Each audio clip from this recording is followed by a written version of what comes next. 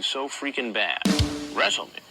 Welcome, everybody. Welcome back to Juice Pro Wrestling Podcast, episode 247, Legends Challenge 64.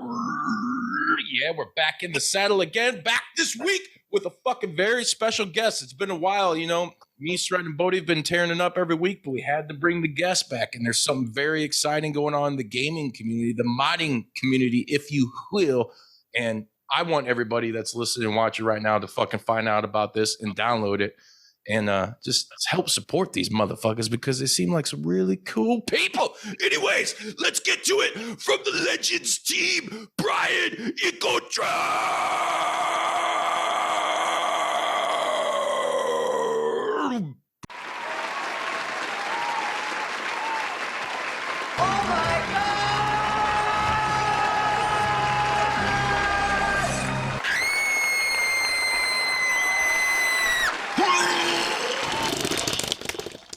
Brian, how you doing tonight, brother? Goodness. Oh, my goodness. Yes, sir. Good to be here, man. Nice to be Dude, let's just fucking jump right into it, man, because I came across this, and actually I want to shout out to Wrestling Bios, I think is how I came across your guys' game. The dude does some great work, you know, on like if you guys out there watch the Reliving the War and all that shit, I mean, it's top-notch shit. Yeah. I don't know how he has the time because I got a family and a band and another podcast show and all that shit, and I have no time and a full-time job. So, you know, I can relate. Much respect to the dude that's fucking in the team, I should say, that's behind that.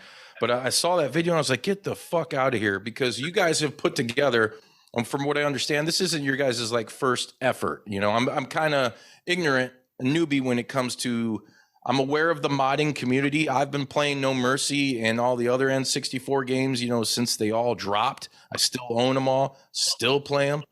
Still like them better than Fight Forever. Maybe we'll talk about that. But, man, what you guys have put together is so super special, especially, you know, I had to break out the old school Legends fucking shirt tonight.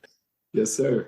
Because you guys have encapsulated and captured like the moment, the smell, the sights, the sounds of an era, of a bygone era, as Jim Ross would say, in professional wrestling that, you know, for us 30, 40 somethings, you know, is very near and dear to our hearts. So, dude, your latest effort, Legends, what is it? Legends Challenge 64. It's part of this, Project 64 mod on the PC. This is the only place you can download it, right? Which we will have a link in the description so everybody can do that. But kind of fill us in on like the background of this thing, man, and then we'll get into the deets.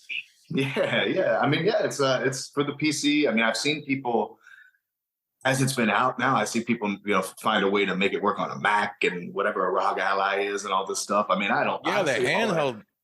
Yeah, I was like, I don't know what a ROG Ally is, but I think I'm gonna get one. I'm saying, if I know, I could take this thing on the road.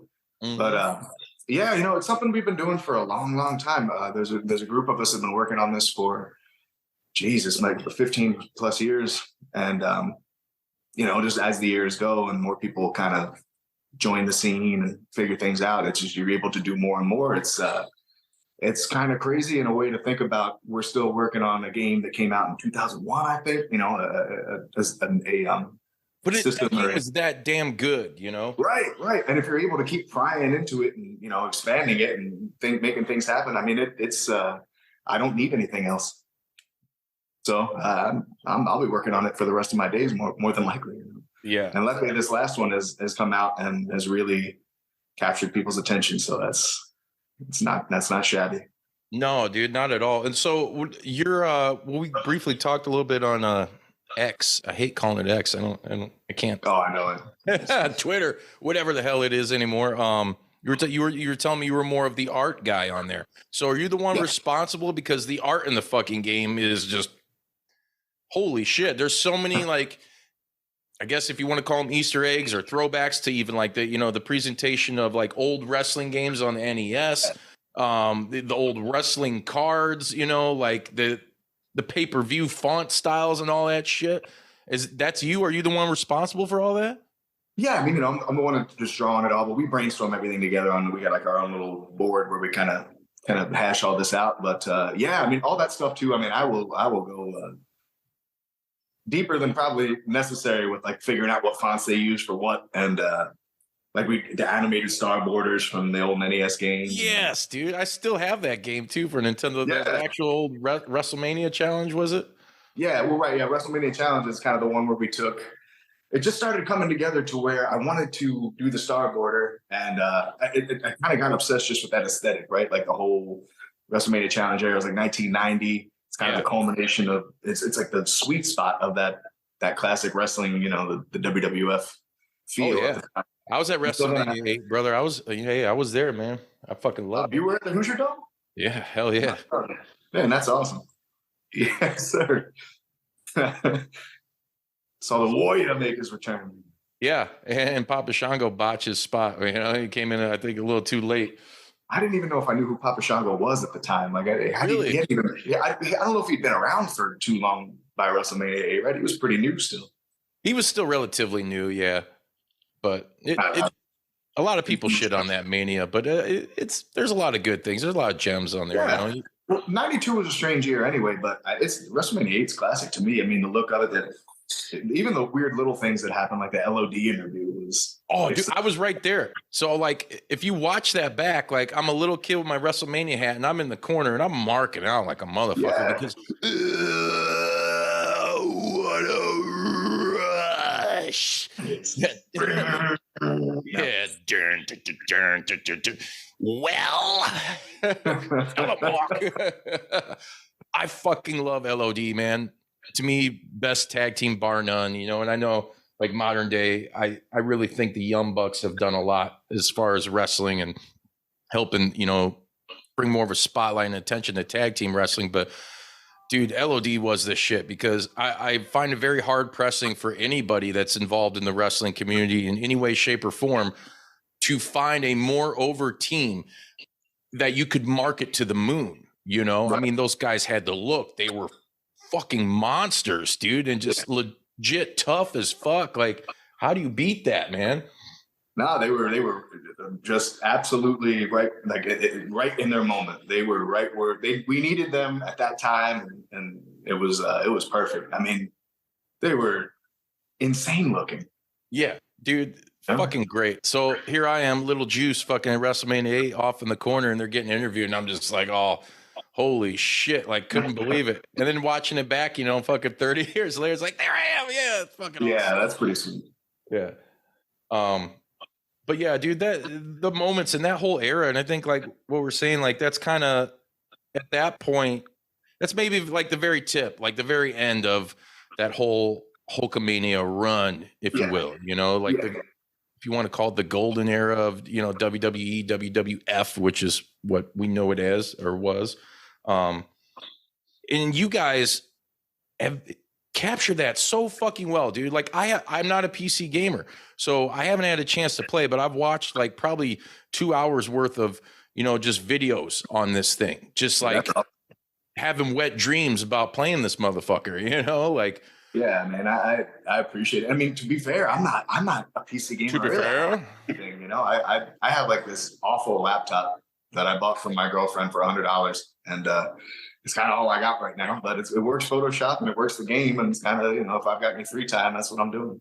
Yeah, I mean, dude, and the menu. All right, let's just dive into it. So, like the menu screens you guys have, like the artwork, all that shit, fucking fantastic. And it looks so goddamn good, man. That's the thing. Like it's an N64 game, it's a mod, whatever, but the textures on it are so like slick looking. Like the character models are fucking amazing. The artwork that's presented and the logos are absolutely amazing. The backgrounds, the old like star background from like when the WWF logo would shoot out. It's like the World Wrestling Federation, #1 in sports entertainment, exactly, or whatever.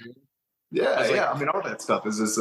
I saw this meme, and it's like one of the few that I just resonated hard. And it was like, a man will find like a couple songs he likes, a video game he digs, and like a few movies he likes, and then not consume any new media for the rest of his life. And for me, it's like I have visions of that aesthetic, right? I mean, it's always stuck with me. Just whatever the old school WWF vibe, it dances in my brain. It's just in there, man.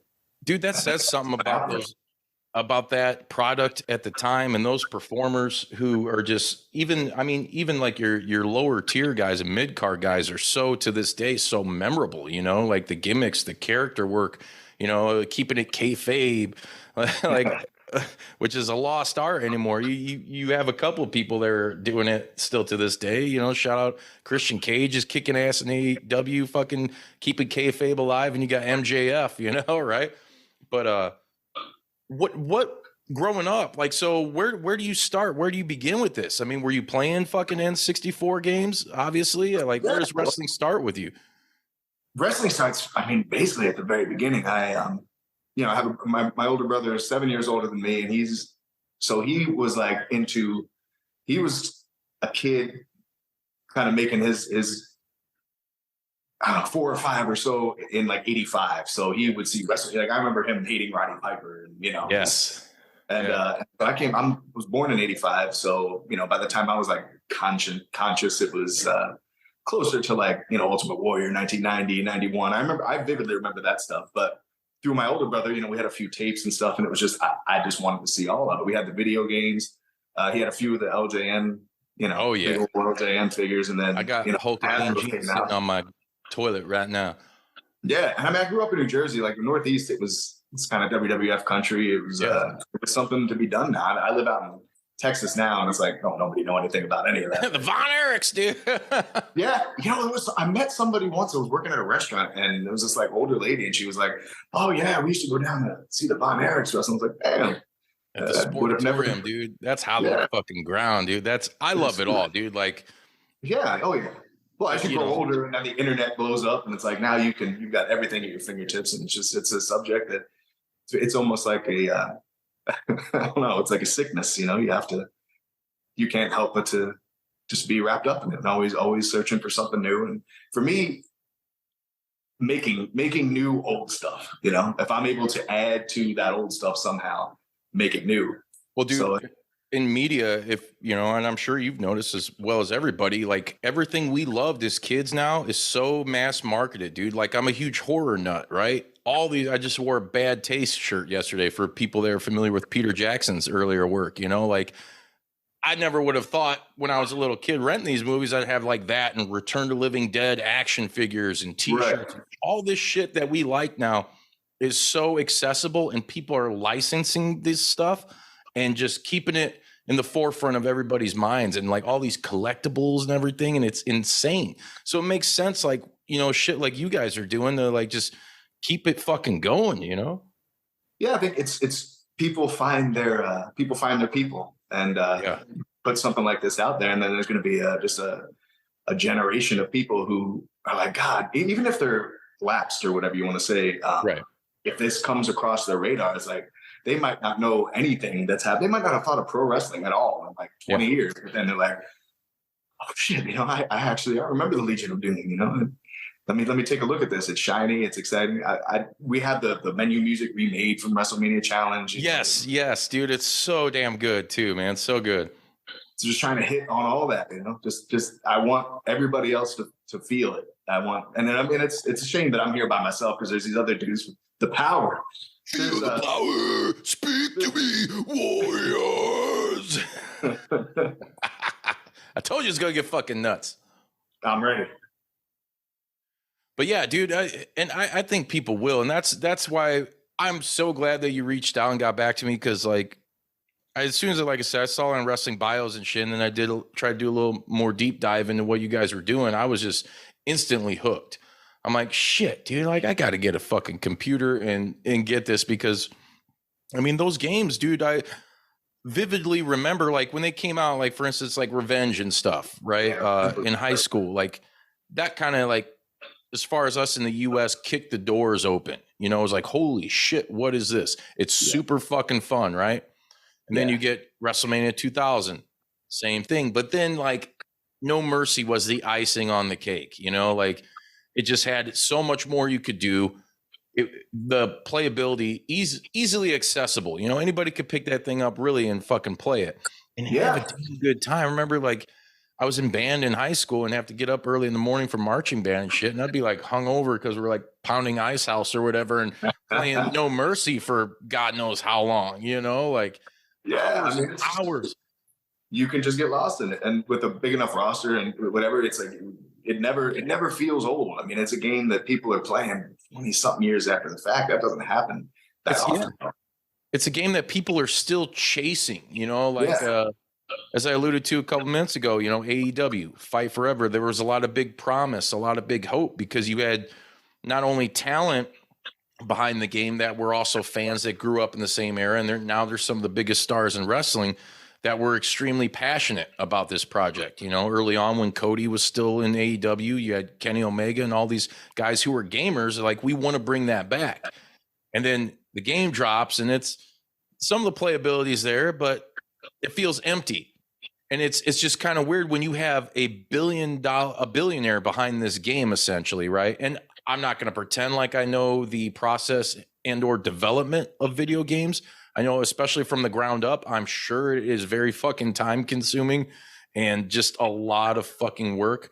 But I mean, dude, it's just not, I would rather go and play what you guys have than, you know, what they have going on. And people have been chasing that No Mercy fucking vibe and feeling for years. You know, this modding community has been out there forever. You got Ultra Pro Wrestling looking to drop in 2024. That's looking to be fucking killer. And there's some other stuff, you know, coming out. But the one thing that's always like boggled my mind is like, how do they not, like WWE themselves, not understand that they have a gold mine on their hands? I think that sometimes it's such a big company that anybody who's going to be that in touch with that, like tap, you know, to try and tap that vein, it's probably not going to be listened to until now. I saw the other night they did that. It was like a cold open that was the NXT No Mercy. Yeah, and that was really cool to see. I mean, I was blown away just by seeing that. And I mean, I'm pretty, you know, whatever I see from wrestling, you know, usually is just through Twitter, and it's you know, the game Twitter I've got. So it's like I'm not too in tune with what's going on, but I saw that, and you know, I don't know. I wonder if, you know, the UPW game and some of the mods and things that have come out are they might be a catalyst to something really cool from a big company. We'll see. Yeah, I'm hoping so, man, because that cold open proved that it could be done. You know, that was just some bullshit they fucking whipped up. You know, character models didn't even look that great. Like, come on. They were a little wonky. Yeah, they were looking a little kind of like nightmarish, right? Like if you wake up from that's what No Mercy might look like in the middle of the night after you've had a few too many. Yeah, no, I mean, it still looks good. I enjoyed it, even, you know, for the time. I mean, to this day, I don't mind how it looks, you know, but yeah, it's charming, right? It's quirky. I mean, it is what it is. It's blocky. I mean, there's going to be clipping issues all the time, but it's like listening to vinyl, brother. Adds to it. Yeah, you throw on a fucking vinyl record, man, and some people like it for the pops, you know, the beeps, the sweeps, and the creeps. But nobody gets me the right. Fuck yeah! If you know, then you know. So getting back to the art style, like I was saying though, your guys' game looks so fucking smooth, like for a mod, and I've seen a lot of them. There's been a lot of really cool like WCW mods and shit that come on, like the No Mercy Revenge Engine, Aki Engine, whatever you want to call it. But your guys' look so damn polished, man. Like, who, if you want to shout out a few of your guys right now that aren't with us, like who is responsible for this stuff, man?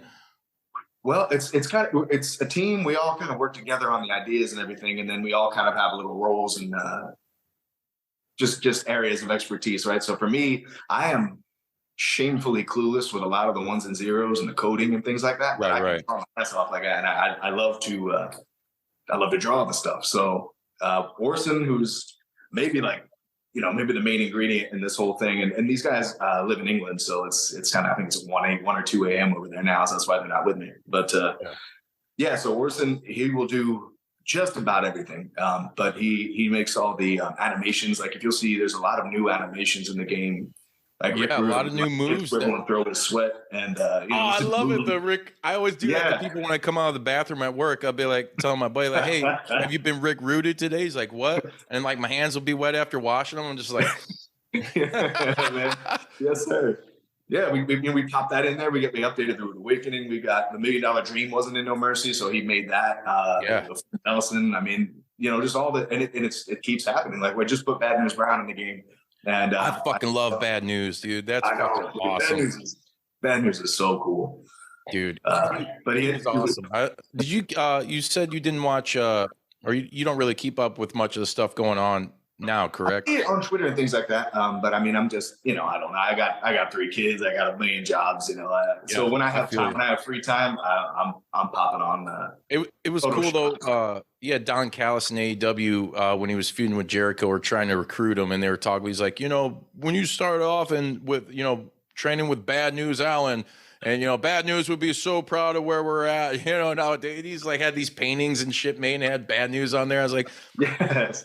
Thank God they fucking put that motherfucker's name out in the forefront on national television again, because that dude was so fucking entertaining, and especially I loved him as a kid. Like I was like a huge Hulkamaniac and whatever, but I liked some of the bad guys. Oh, huge Birds fan, Bad Street USA fucking still rips us. Oh hell yeah, no. I mean, I loved Kamala when I was a kid, even when he was like supposed to be scary, and he was. Yeah. Dude, I loved Kamala, and I loved Rick Rude and Demolition. No matter which side of the fence they were on, I mean, these, we were kids. Mr. Perfect, I thought Mr. Perfect was badass. Perfect.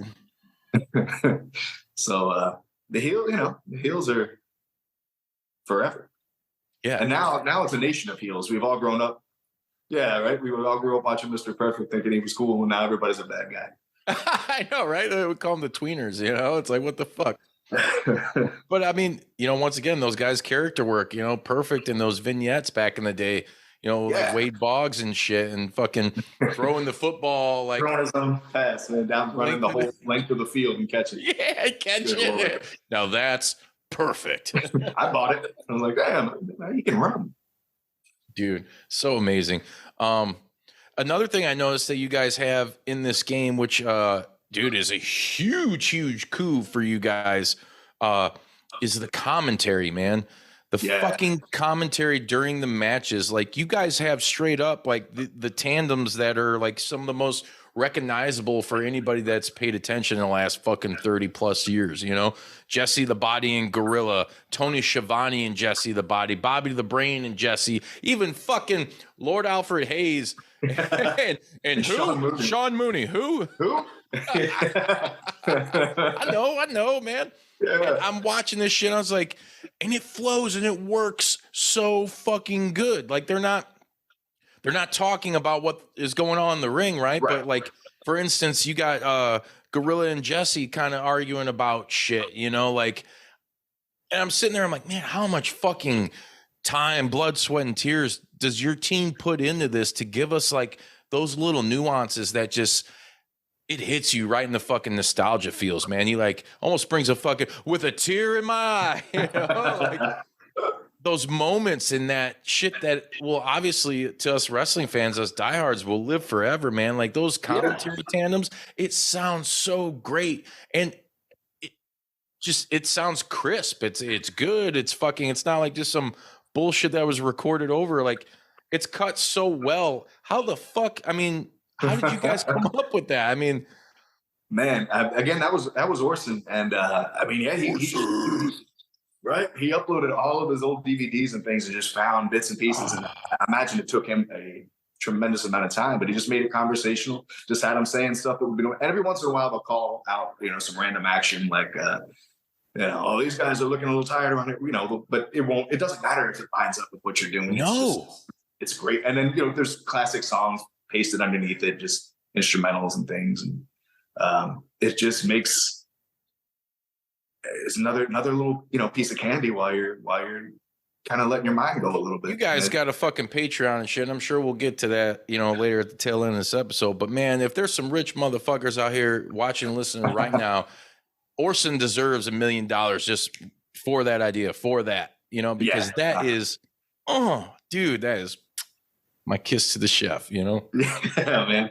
And now with AI, you can kind of recreate the voices. We might look into kind of adding a few other things because there's going to be a whole like run of new arenas come out, and we always have the commentary match the arenas. So, you know, we might, when let's say, you know, Raw comes out, we might have to put some Rob Bartlett up in there for you. Oh, Apologies. Yeah. Oh man, but dude, and that's the other thing. The arenas. I mean, so you guys got the commentary. You got the fucking old school dude, the Rosemont man. Come on, you know, I'm in Northwest Indiana. I'm like 25 minutes away from Chicago. And I like assholes to elbows with Gary, whether you like it or not. That's the truth. That's where I'm at. Dude, so you know, these are like venues that, you know, all of us wrestling fans have gone to, you know, like for historic shit, and like to see like Rosemont there is fucking cool. You guys got, dude, even the Pontiac Silverdome, or as Hogan would call it, the Thunder, you know, when he botched it. Yeah, he called something else the Silverdome, right? He was like, he was at the Superdome or something, and he's like, Superdome. We're here at the Silverdome, brother. And yeah, they're at like, the Superdome. It was like, we're at the Silverdome, and they're like, Hogan, how many? You know, did you hang out with Rob Van Dam before the show? Like, what the fuck? It's not 1987. It's sadly. Yeah, sadly. But yeah, the arenas. That's this dude named Jamie. FTW Jamie is what his tag is, and he's done the. Yeah, man, the arenas and the crowd. So if you look in the crowd, you'll see there's some Easter eggs in there for sure. There is. I saw what's his name? Who's that guy? These wrestling's fanboy, super fanboy, WWF fanboy. Vlad. Yeah, I couldn't think of his fucking name. It's the right? I mean, I remember being a kid and like seeing him all the time and being like, it's that guy, you know, we're Roddy Piper shirt more than likely, or Ric Flair shirt or something. Yeah. Kind of jacked, you know. Yeah, especially on like the old Raws when they used to come from, what was it, like the Manhattan Center or whatever it was. It's like, dude, there he is. Yeah, but he would be everywhere. It's crazy. You know, they'd be like, pay-per-views. Yeah. Who else right now? Because I mean, obviously, I haven't been able to play the game yet. I've only been able to see whatever I can see on YouTube videos. But is there anybody else that you can tell us that is hidden in the game in the crowd? Well, I mean, there's a few. Yeah, there's the little. It turns out there's a little girl that did the British Bulldog's gonna win whether he wants to or not. Right? You remember that one from Wembley Stadium?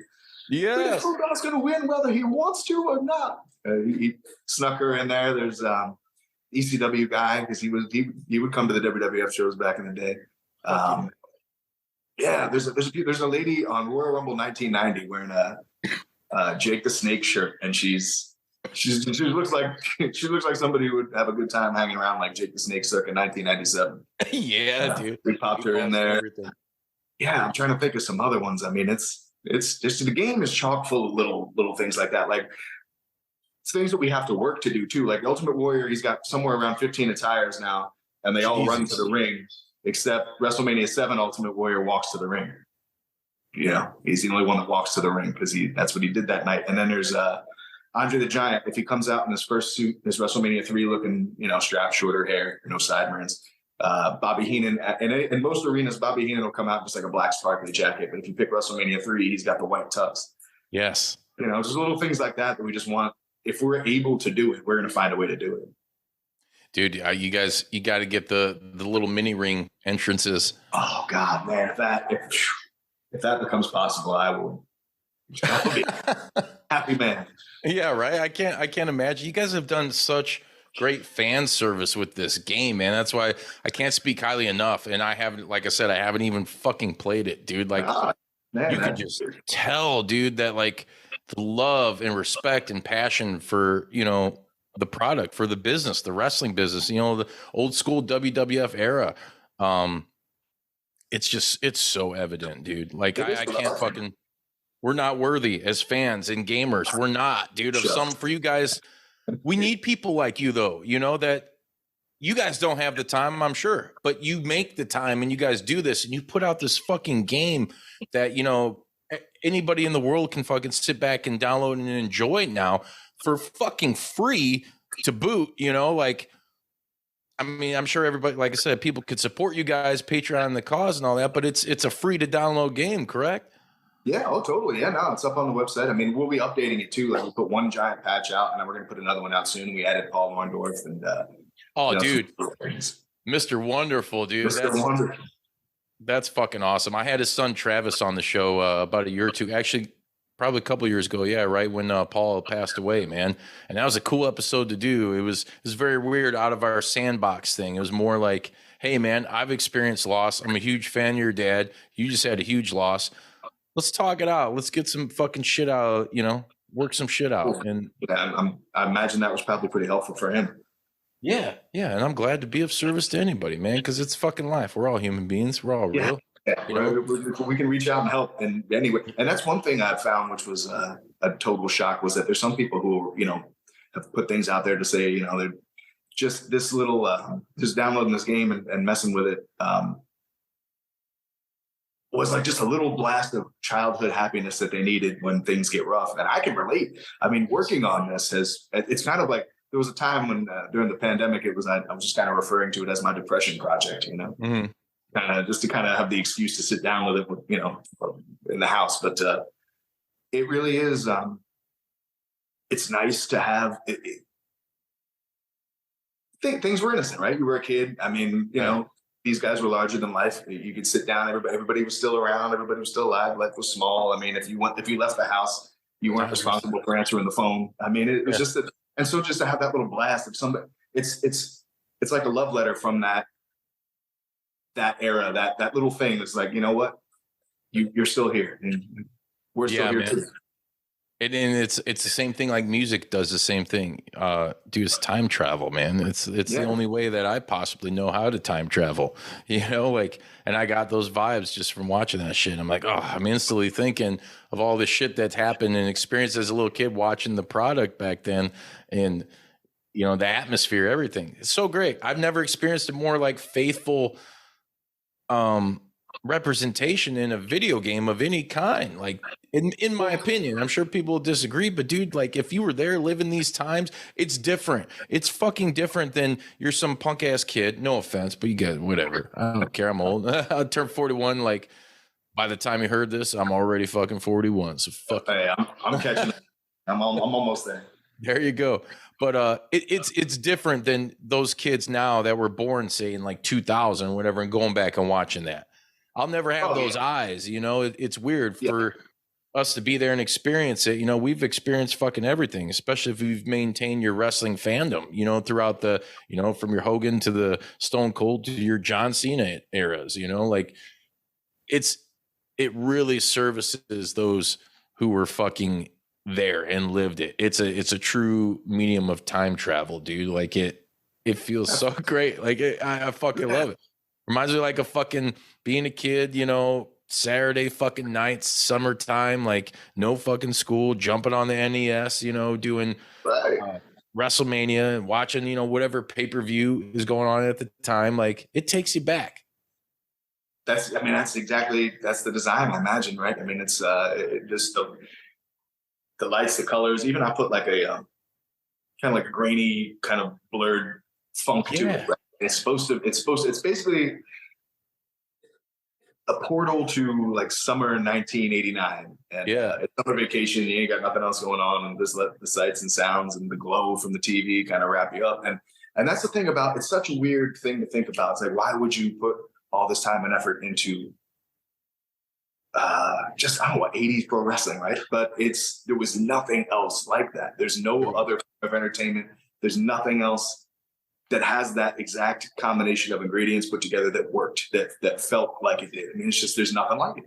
And so if there's not going to be any more of that, and no offense to anything that anybody's doing in pro wrestling, because it's whatever it is, it's what it's supposed to be, but they're not producing that feeling anymore. It's a separate feeling. And so I would like to see in some way some more of that.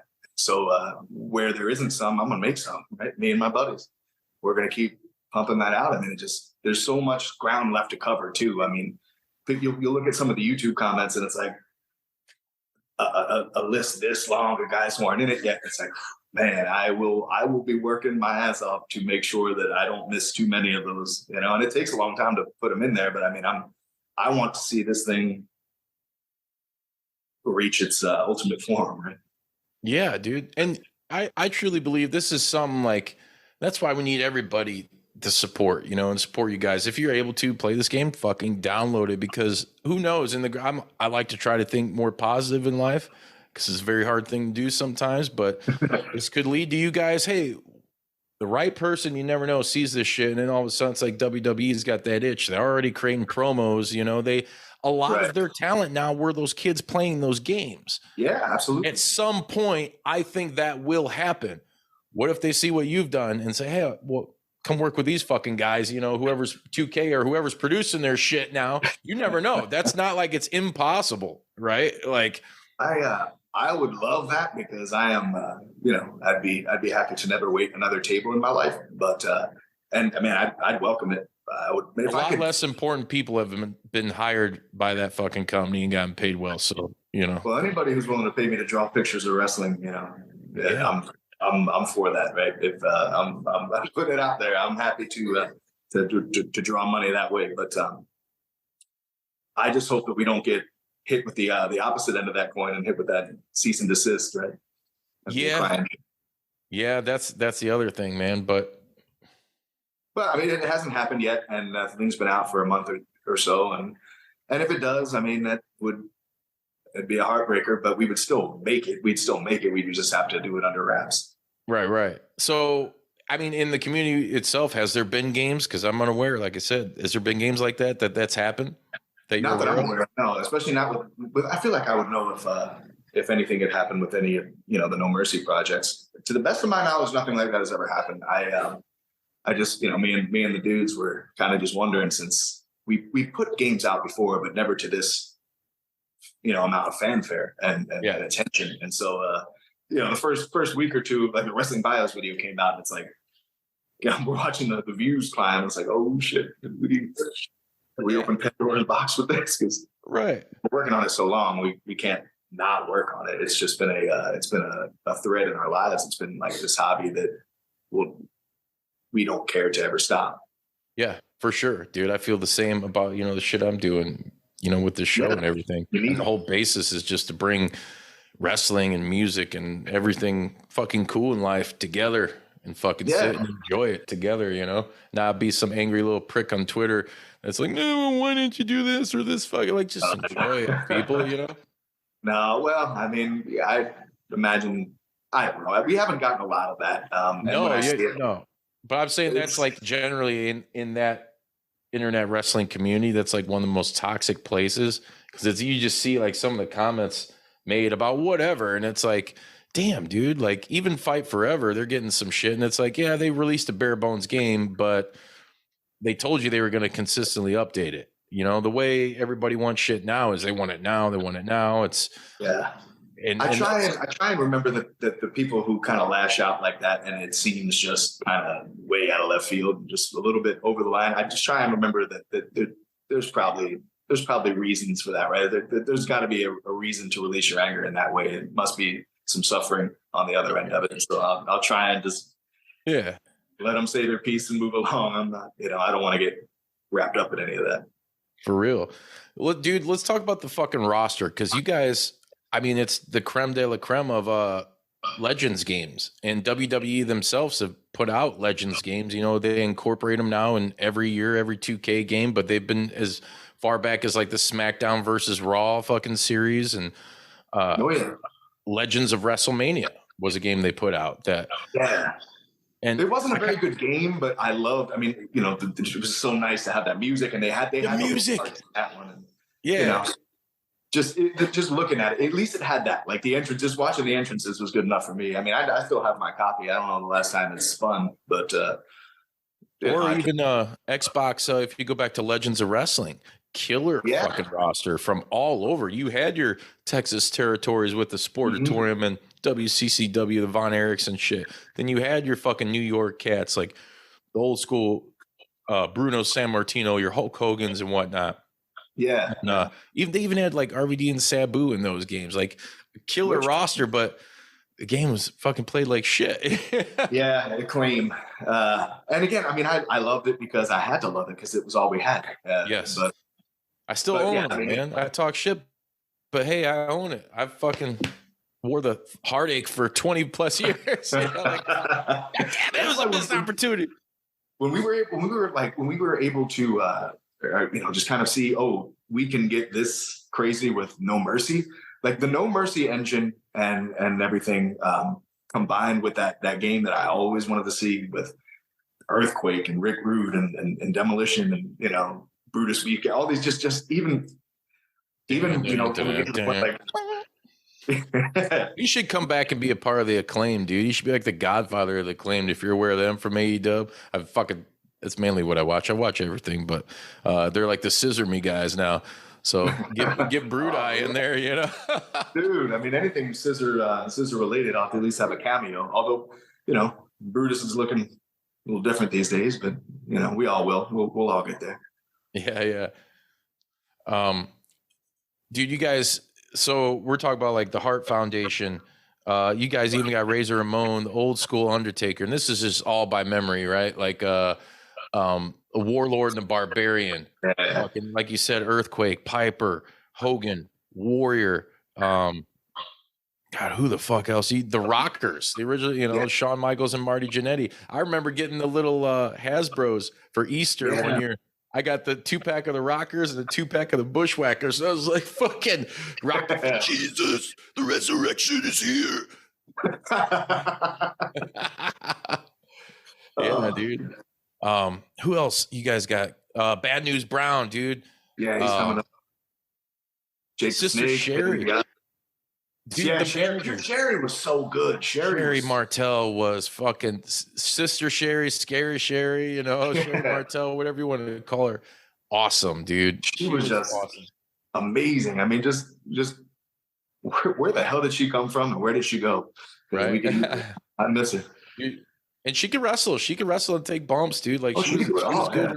Yeah, man. I think she's more well known for, obviously her managerial services, but dude. Which I think was probably more to do with the fact that there really wasn't a big, when she came in as a wrestler, but all they had was Rockin' Robin, right? Like what was the tail end of Moolah's career, they had Rockin' Robin, they had maybe Velvet McIntyre was still around. So, but how could she do much when that was all there was to work with on the women's roster side? So then they put her with Savage and shit. That was some of the best stuff from the 80s. Randy Savage. Macho King. Yes. I love Randy Savage. I got the key. The GP fucking crashed and had a heart attack in. It's fucking crazy. Wait, crazy, really? Weird. Yeah, for real, dude. Man, that is crazy. That's pretty sweet. That's like a. Yeah. I used to have his tights from WrestleMania 8, the gold ones. Are you fucking serious? Like ring worn? Yeah. Yeah, I had the WrestleMania 8 tights. He signed them, and they had Ric Flair's blood stain still on them. Oh, dude, they were so gaudy back in the day. When I was there, I was like, ugh, get all this gold off of it. But now I'm like, I grew up and I was like, fuck yeah. And I think Mattel even put out a figure of that costume. And that's super cool. Games, I was fucking there. I know, that's pretty. That's crazy. We have that. We both were in the proximity of those gold sequin tights, but I gave them to my little brother because he was a huge Macho Man fan, and then he sold them for like some crazy amount of money. So they're gone now. Sure. I had them for a little while. I have a picture of me in them, with holding my glasses. So at least I have that.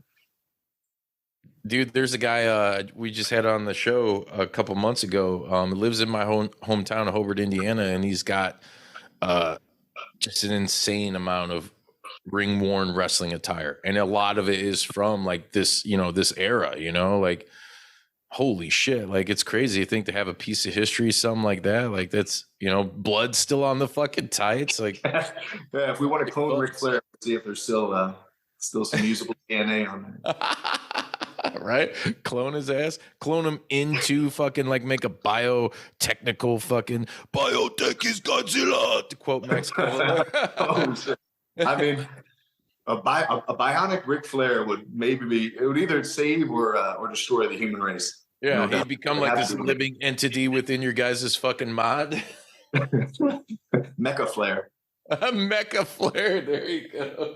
Hold on to your butts. Do you guys? I mean, as far as like the eras and shit go, I mean, you guys are all really devoted to this era of wrestling. Do you see you doing any like DLC packs down the future with like maybe different eras, like groups of guys, as opposed to not having to like change your base platform, like make a new game? You know what I mean?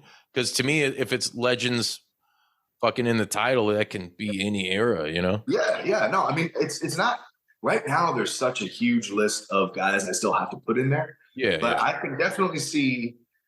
I mean, it's a video game, and so any little like, trying to think of like an example from any other video games I know of where you see something that's like, well, that's crazy. Maybe Mortal Kombat where they'll have like Leatherface in there or something. It's like, so I could see having something that doesn't belong in a WWF Legends game in there, like as a special thing, or maybe like a Patreon thing or something. But for right now, I mean, the list of guys I got to get in there is just it's frightening to me. And every time I think I've got like a grasp on where I need to go, then there'll be like another person will make their list, and I'll say, oh, I forgot about the Nasty Boys. Oh shit, the pit stop, man! I'm gonna make a pit stop at the pit stop. Oh, it'll be in there. Yeah, no, Orson will definitely find a way to craft that up. Oh man, that'd be fucking super amazing. Your art style and shit, like, dude, I look at some of your fucking drawings and sketches I've seen on Twitter, the brief ones, moments I've seen them, fucking awesome and amazing. Like, what's your background on your art, man? And I used to be a guy that was really into drawing, dude. Like back in the day, I always wanted to be like a fucking musician, work for Marvel Comics, but I didn't want to draw backgrounds. Just wanted to draw like buff dudes and creatures, like that's kind of where I'm at, you know, or like dead, rotting things like skeletons or whatever. Where does that start for you, man? And how far have you come, like in your journey and like as an artist yourself? I mean, to this game and like beyond. What's some of your favorite artists and shit and influences?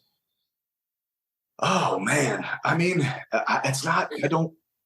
It was as a kid. I mean, It's kind of where I don't know for some reason. Are you a comic nerd? No, I liked wrestling. I like wrestling. Yeah. I like music. I like Elvis. I like Fuck yeah, Elvis, the king rules, dude. By the way, Glenn Danzig has a killer Elvis covers album. I don't give a fuck what anybody says. It's pretty fucking good.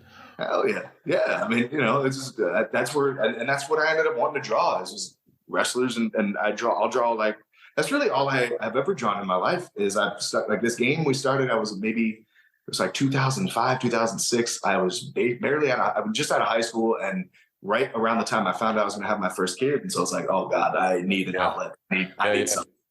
And we figured I had to do this game. And then I've been drawing that ever since, off and on. Right. And then I'll draw my own, just like album covers and show posters and stuff like that. Other than that, I don't draw nothing. So it's, I don't know. This is it. These are my outlets. And it's all natural, just come as you learn. I mean, I know I never took any courses or anything other than your random art class in school. Some people are just gifted, man, yeah, and it's weird that it would turn out to that this would be the medium, but I mean, and because I don't know if I can. However, though, yeah, it's the way it's supposed to be. I don't really question it anymore. I just try and find the time. Yeah, dude. So that being said, though, I mean, there's got to be artists. What's some of your fucking favorite artists? I mean, I know myself. I was a big comic dude or whatnot, but like guys like Jim Lee or Todd McFarlane, Sam Keith come to mind, or even on the music side, dude. You told me you like to rock and roll, get down with a little bit of soul, R&B, soul. Hey, it's just a soul system. I'll fucking get down with it. I don't care. But who's some of the artists that pop you? Who's some of your favorites, man? Artists like is any like music or no, I'm saying like art, like drawing. God, man. Whether it's comics or whatever, like paintings, like fucking whatever. I mean, I don't know if I know of any influences people by name. I mean, I know I like to see things. Music, I can name a million different people I like and influences and stuff like that. But as far as art goes, I guess it doesn't have to be. Yeah, it's influence. But who are some of the people you never looked at some shit and like maybe a run on a certain book or see a guy's certain art style and be like, hey, that shit looks awesome. I know I have. I'm drawing a blank is what it is. I mean, and I've had kids pretty consistently since I was 20. So it's a lot of times we'll be like, oh man, Richard Scarry's got some cool shit. But I'm drawing a blank on just visual artists, the names that I know, or just people like whose entire body of work I look up to. I mean, I can think of those old Royal Rumble posters, you know. Yeah, that Pretty shit's fucking. solid. Yeah, But, like some fucking Frazetta almost looking. Fucking yeah. Royal Rumble walking down the streets. Those always kick ass, man. I love Oh, seeing those it. look great. There's a lot of indie feds out there you'll see on Twitter that they'll recreate those, you know. It struck a nerve. I mean, this is part of the aesthetic that it's like, okay, this is rooted in there's some roots to this. So Yeah, it'll catch dude. the wrestling fans' eye. Yeah, man. It's so fucking cool. On the music side though, I dive into that a little bit, dude. You got a fucking gig coming up. You got one coming up fucking tonight, dude. Yeah, I got an hour. What's going on with that though? Let everybody in on that, dude. Pop your fucking music shit. We ain't here to just talk about wrestling. No, I mean it's I've never crossed the streams. I mean, I love old school soul music. I love Dude, come on, Egon. Sometimes you gotta fucking cross the streams, man. Sam Cooke, David Ruffin of the Temptations that's my dude. I mean, I'm sitting in front of him, pictures on the wall now. You know, I thought he's just the coolest. Jesus, I mean, I loved Elvis growing up. Always gonna love Elvis, dude. Here's the king, baby. It's just king. And that's funny too. That's a funny story. Is that like some of my earliest memories of wrestling are I knew I was into Elvis, but then my brother had an old tape. And all it said was wrestling on it, and you put it in, and it was Hulk Hogan versus Honky Tonk Man. I knew where you were going with that. Yeah, and it's like, well, what? Now that talk about crossing streams, it was like I thought he was Elvis when I was super little, dude. Right? Like, what the fuck? Yeah, I mean, you know, if Elvis had lived, he might have ended up looking a little like Honky by 86, 87. Yeah, but again, like my nostalgia is big for me for some reason. I love. And it's not to the point where I'm going to say I don't like anything that's new. I don't want it to come off that way, but it's just there's for some reason it's like music from the 50s, 60s, 70s, and wrestling from the 80s and early 90s. It's just something that's my sweet spot. There's something there for me, and I'm going to live in that world, and I will try my best to raise it all up as best I can. So do you own the wrestling album? Do I own the wrestling album? The vinyl? Yeah. I don't have the vinyl now. I don't have any like the physical ones, but my kids know the words to "Eat Your Heart Out," Rick Springfield. So there's in some way I own something of it. Yeah. Nikolai Volkov singing "Karamia," and like my daughter's like, "Yeah, I want to see that." It rules. It rules. That kind of reminds me though, when we were talking earlier, you guys, you know, the managers, everything you're including in the game. Is there Mean Gene? I started Mean Gene, but I didn't finish him because we were working on that story mode. And when we kind of, so you guys are working on the story mode. That is something that's going to be fucking insane, man. Yeah, I mean, we're talking about Easter eggs and like little callbacks. Holy shit! People do what we get. There's like storyline ideas we have written out and planned out for different. You know, you in No Mercy it was set up to where you go after a title, but we can work around that. You know, like we have one that's for the king of the WWF and. You'll introduce, and there'll be some unlockable characters if all goes well that are kind of secrets. So that'll give it some, you know, a reason to kind of go through the modes. But not Mean Gene yet. But there'll be. I mean, man, once I get Mean Gene done, I'll have a tuxedo finish. So that I'll do Lord Alfred Hayes, Jack Tunney, Vince McMahon, Gorilla Monsoon. They'll all be yeah, dude. You gotta have them like advertise his fucking 800 numbers or something. Get that audio in there like during a match. You want to know who's next in WWF Legends? Call the hotline, dude. Yes, you're talking about the AI shit. That would be some cool stuff. That's like a hell of an idea. Yeah, do a little promo video. I haven't fucked around too much with that AI, man. You like it? You dig it? It's kind of scary a bit to me, man. I mean, everything is scary. At this point, I've kind of scary. Let the robots win. I don't even care anymore. But no, Robot. Yeah, I did a little bit, not too much, but I did when I saw that Joe Murata was doing those hilarious Gorilla Monsoon videos. Did you see any of that? Oh man, this guy named Joe Murata was putting up videos like every day or once a week or something where it was Gorilla Monsoon if he had a podcast, and it was funny, man. And the first time I heard it, I was like, damn, that sounds like Gorilla Monsoon. Like he's doing a hell of a job. And then I found out it was AI. Yeah. And so I found, that, and we made one promo video where we had a conversation with Bobby Heenan and Gorilla Monsoon, and it's cool. I mean, What are you guys using for that? Is there a specific template platform for that? Yeah, it was a website. I don't remember what it was called now, but I'm sure I have it in my email somewhere. But you basically just take as much clean audio as you have of somebody whose voice you'd like to reproduce, and so pump like 5 minutes worth of Gorilla Monsoon in there, and then you type stuff out, and it sounds like Gorilla Monsoon. Holy shit! Yeah, it's really crazy. So then, I thought of this little script that I thought Gorilla and Bobby would say, introducing the game, Andre the Giant, and stuff. And it's like, it's there's definitely some creep. Is it Uncanny Valley? I guess maybe it's just some creepiness to it, but I don't know, man. If the technology is there, I might as well. Yeah, fuck it, dude. I mean, at that point, dude, holograms can just tour. Motherfuckers can just kick back and feed off the residuals. Dude, now I've seen videos on YouTube now where they're doing like covers, like Elvis singing Queen songs, or just some weird stuff like that. Yeah. I don't know about that. They had someone had the Linkin Park dude, Chester Bennington or whatever his name is, had him sing some shit. It was a Slipknot song or something like that. And I was like, yeah, this is kind of fucking weird. I don't like any of those bands, whatever, but it was still weird to hear a fucking dead guy, singing some new shit. Because that, to me, you put that in the wrong hands. Like, what if we get to a point in music where in this state, a crazy money-hungry wife, Courtney Love, was like, all of a sudden, hey, we're going to fucking do a new Nirvana album. Yeah. Like 30, 40 years fucking later, all done AI, like, oh my God. Like, I think people would do that shit, especially those huge bands that are like the Beatles or Pink Floyd, or not saying those bands in particular would, but something of that stature.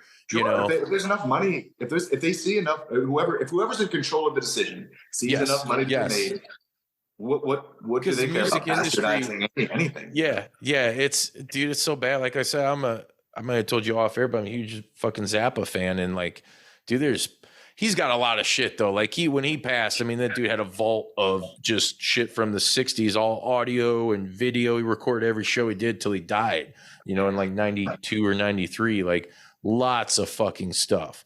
He's got shit with like Lennon and whatever, and they're pumping out all kinds of shit. So maybe that's a bad example, because it is cool to hear that, but at least that's something he actually did, He actually did, yes. But the bastardizing of him, because the music industry is just that anymore, Remember growing up too, like, being a young musician myself, like you could listen to like the radio around here, Chicagoland, like we had like Q101 and Rock 103.5, The Blaze, and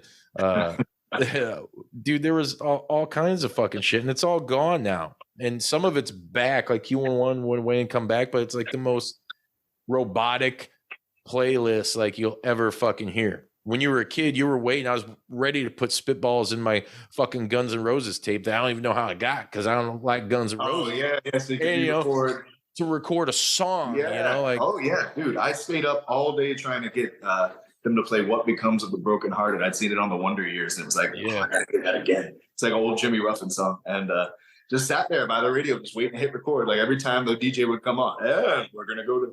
I was ready.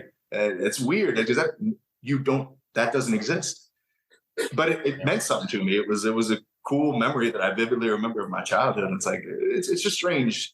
We came up in a world that doesn't exist anymore. And I don't know if every generation can say that. Maybe they can, but technology is advanced. Which is weird, because we thought when we were younger, right? Tell me if I'm lying, brother, that we were like, tell me that fucking Mac and how we had shit was like, oh, this is the way to go. Like a walkie-talkie phone beeper thing. Like, yeah, we're so far advanced. And then within a blink of an instant, technology is like just insane. It's and it's wonderful in a lot of ways, but it changed.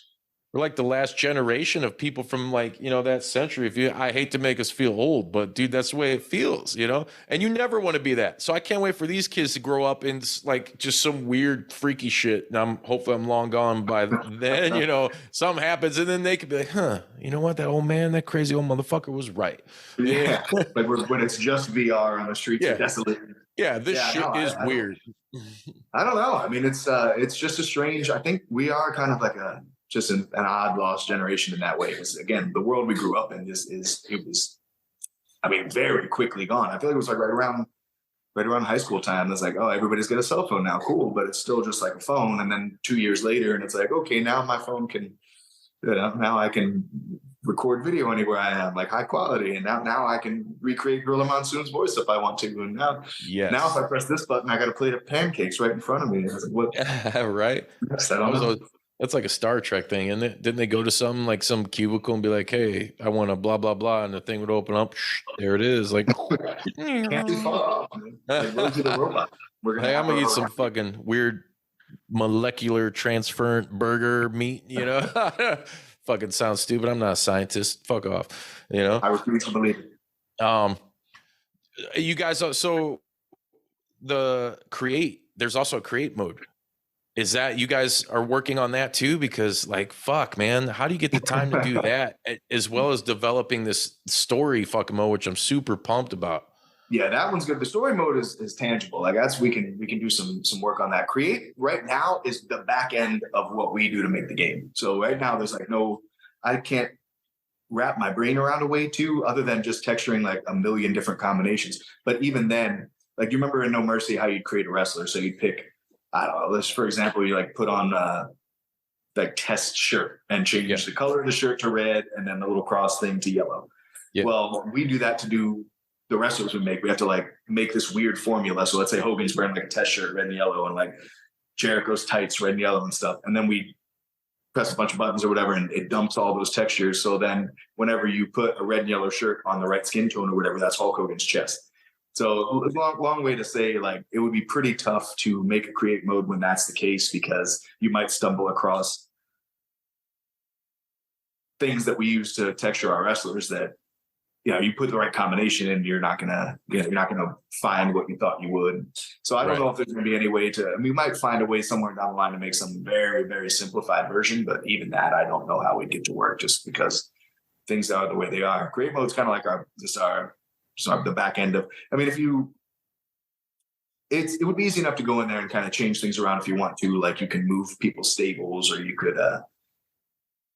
I mean, even when if you want to change the tires around and stuff, but. I can't see any kind of like real create mode coming to the game anytime soon. Right. And that's to me, that's the least important thing. Cause you guys have every character in the game as somebody I would have made. Like I'm that guy that always searched in No Mercy, dude. Everything I could find that was like Sabu, I can make Sabu. Yeah. Everything's basically there down to the scars, and the move set. Like I loved getting the best look I could get with what I had to work with, Totally. So, I mean, that fucking shit shouldn't be too hard. I'm not one of those guys that likes, it's great when in 2K now you can download pretty much whatever. Their creator community is insane. I find that kind of like hard for anybody to ever fucking be able to touch, like. Oh, it's, I don't have the newer games, but I play them at my older brother's house, and it's pretty sweet. And then just to see it online, like I am blown away. It makes me kind of jealous sometimes. Like, man, I wish I could do that. Yeah, dude. But you never know. You keep fucking grinding, and that's what it's all about, man. It doesn't matter how old you get. It matters how good you get. Yeah. When it talks, like bullshit walks, dude, That's a whole new thing. And I'd need a hell of a lot better computer to even run one of the Wii games. So I'll stick with No Mercy. Yeah. Was there any other games growing up that you really enjoyed? Like, I mean, obviously these are the pinnacle, but even like after, did you play any of the games afterwards? Like I could think Xbox had like a Raw. Did you go into any next gen gaming at all? Sure. Oh yeah. It's not like I tried to avoid it in any way. I just at a certain point I just was unable to keep up with the consoles. Oh, yeah. I was like, man, I would get like a PS3 like 4 years after PS3 came out. Dude, yeah. But, I don't have the new. I'm still playing Xbox One. I'm like, fuck. Yeah. Oh shit, they ain't putting Mortal Kombat out on this. I gotta get a new TV. I still got a fucking 55-inch plasma. What the fuck? Yeah, no, it's gonna take a minute for me to catch up with these things. Mm-hmm. But no, yeah, I mean, I played some of the 2K games. I definitely played the one where you did 30 years of WrestleMania. So you went. That one was cool, yeah. And some of the ones that have come out. I'm trying to think of something that I really liked. You didn't like ECW Hardcore Revolution, did you? I still have that on 64. That was Acclaim did that. Remember? Yeah, that was more like the attitude. I mean, I liked that there was an ECW game, but I mean, those games were. It was like terrible. Yeah, to putting combinations in to do the moves like Mortal Kombat style is just not. It's not conducive to a fun wrestling experience. I don't think. I don't want to do back forward at X square or whatever. I mean, I want to like hold one and push a direction and hold the other one. I don't know. It just didn't. But I mean, I like that there was an ECW game. But yeah, no, not a winner in my estimation. Well, we were talking earlier about did you ever play WWE All Stars? I did play that. That was fun. That was pretty fun. I used to play that with my kid was like, I don't know, 5 or 6 or something. And like we'd have fun button mashing that one. That was over the top. It didn't present as a wrestling game as much as it did, like a kind of arcade, just fun arcade game with like some sweet classic characters. And I think it had some newer guys. I remember Eddie Guerrero, I think, was in there. Yeah, Eddie Guerrero, Kofi Kingston. That was the first game Macho Man came back in for WWE. Yeah, God. He cut that last promo. Remember that? Yeah, I do. I remember he did that. The greatest of all time, the Macho Man. Yeah. I was so excited too. I was so excited and same with Warrior. Like Warrior came back and he was like, and then bam, then he's gone. Well, that's a good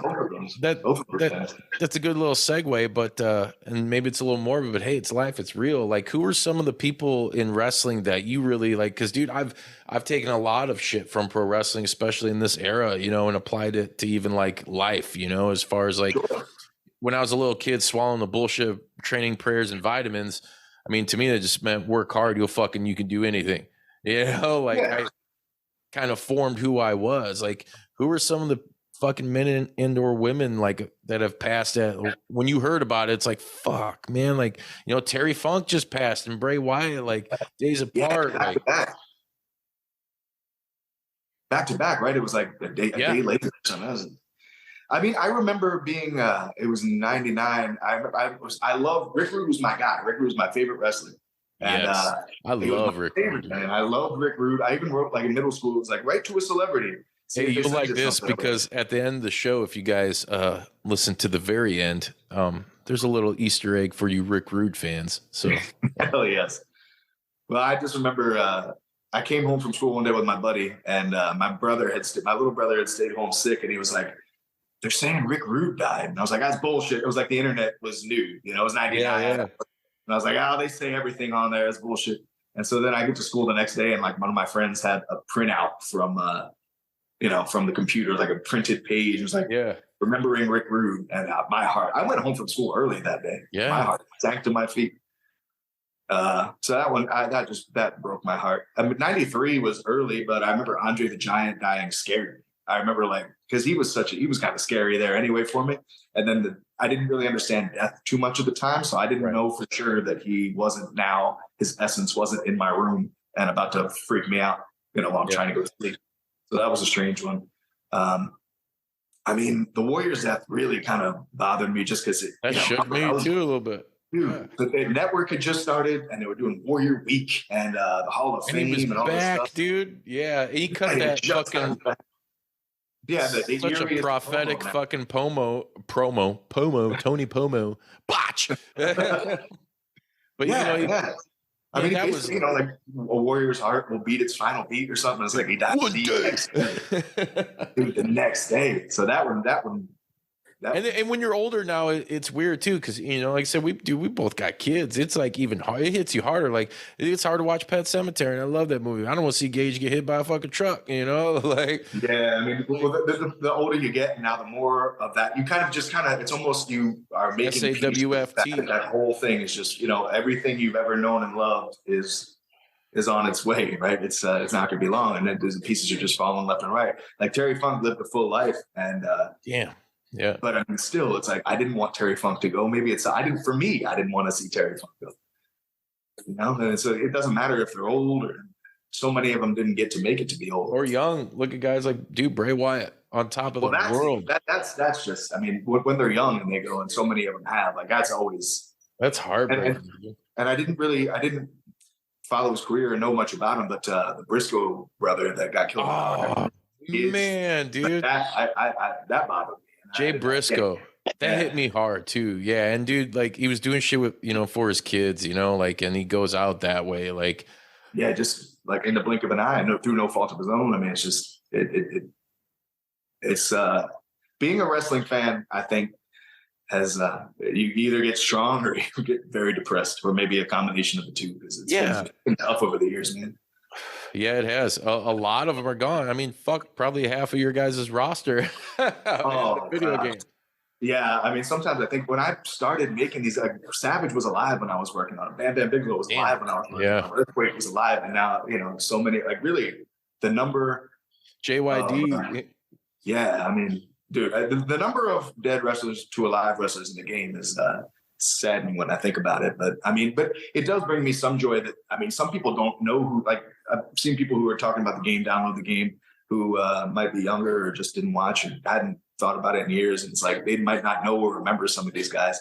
Like, it makes me happy to at least have the smallest part of bringing their name around in the algorithm, you know? But maybe some people don't know who Bad News Brown is. Like, you should check out Bad News Brown. Yeah. Yeah. Remember when he fought Piper and Piper painted half his body like blackface? I was like, what the that was a decision. That was a choice, right? Yeah, right. That fucking really. I still don't know exactly what he was trying to. I think if you listen to the promos, I mean, I think he was trying to say it doesn't matter if you're black or white in some sort of way, but it didn't translate. Yeah, he wasn't Michael Jackson, so I didn't understand. You know. Yeah, it didn't really hit. You know. But, that match is off the. They took that off the screen. Yeah, probably as they should, you know. I mean, but we made Black and White Piper years ago, so I mean, just in the interest of having a complete project, we're going to keep them around. You know? Yeah, you can, you know, the completionists out there can appreciate that, you know. If they don't, you know, if it happened, it's fair game. Like, I'm not going to not put Snuka in because of all the things that happened. You know, he was there. Yeah, dude. Yeah, for real. Superfly. So, dude, speaking of music, and real quick, you're a music guy, dude. We're talking professional wrestling. We're talking the fucking era of fucking theme songs, dude. Sure. Holy fuck. I love it so much, I've cut multiple episodes on it. So let's dive deep into that real quick, man. What are some of your favorite theme songs, and like working on this game and getting to like hear them again? Like, what's some of the ones that just, I mean, they all fucking have to stand out. Like, everybody's, dude. Like, I even like a few in particular that it's just. Let me grab my phone chargers. I don't want to die in the middle of this. Yeah. I got something to tell you.